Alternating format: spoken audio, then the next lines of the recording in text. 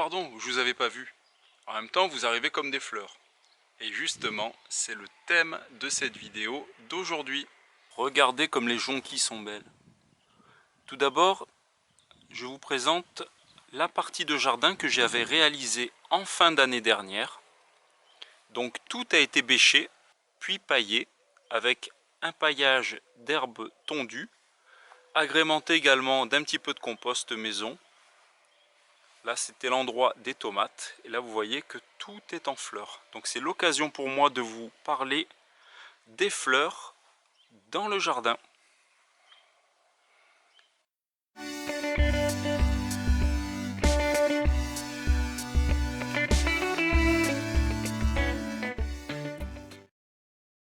En effet, dès le printemps, dans notre région, on est souvent à l'extérieur.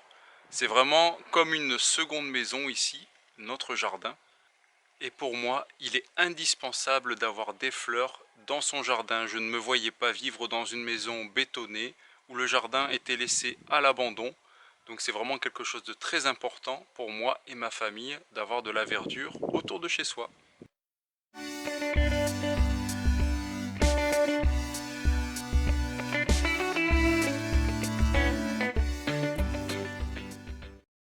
Colorée et odorante, la fleur parfume et décore nos jardins du printemps à l'été. Plus ou moins éphémère, toutefois, la nature est bien faite.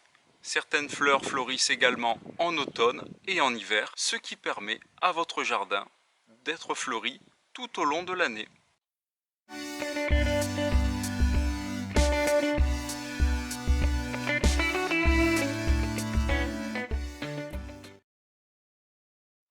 On est au tout début du printemps et avoir des fleurs dans son jardin, c'est vraiment très enrichissant pour de jeunes enfants.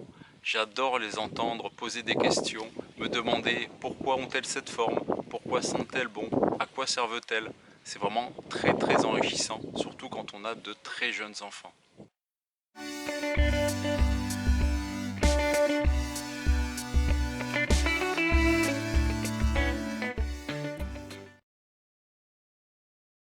Avoir des fleurs au jardin, c'est aussi attirer les insectes. Ces derniers vont polliniser nos fleurs et nous permettre de faire des récoltes et de multiplier également nos fleurs. Les plus généreuses d'entre elles sont mellifères et nectarifères. Elles vont permettre d'une part aux abeilles de faire leur miel et d'autre part d'attirer des auxiliaires qui vont permettre de nous débarrasser de différents parasites qui existent. Abeilles, bourdons, cirfes, oiseaux, tous ces hôtes sont bénéfiques pour nos jardins. Certaines plantes sont dites bonnes compagnes.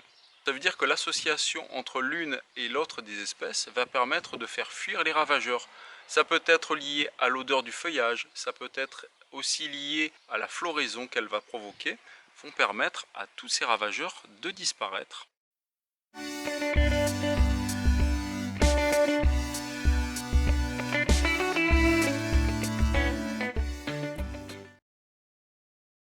Il est aussi indispensable d'adapter ces plantes à son climat, à son sol et à son orientation.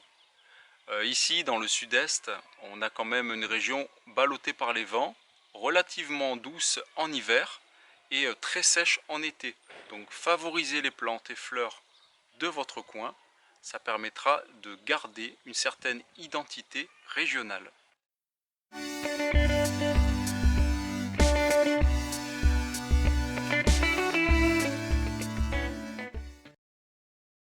Avoir des fleurs, ça permet également de nourrir ses animaux. Dans mon cas personnel, j'élève des tortues, ce qui me permet, en laissant monter à graines certaines adventices de ma pelouse, comme le pissenlit, le plantain ou le trèfle, de pouvoir leur donner à manger tout au long de l'année. Il y a aussi certaines espèces de mollusques comme l'escargot et la limace qui vont nicher et qui vont aussi permettre aux hérissons du jardin de se nourrir.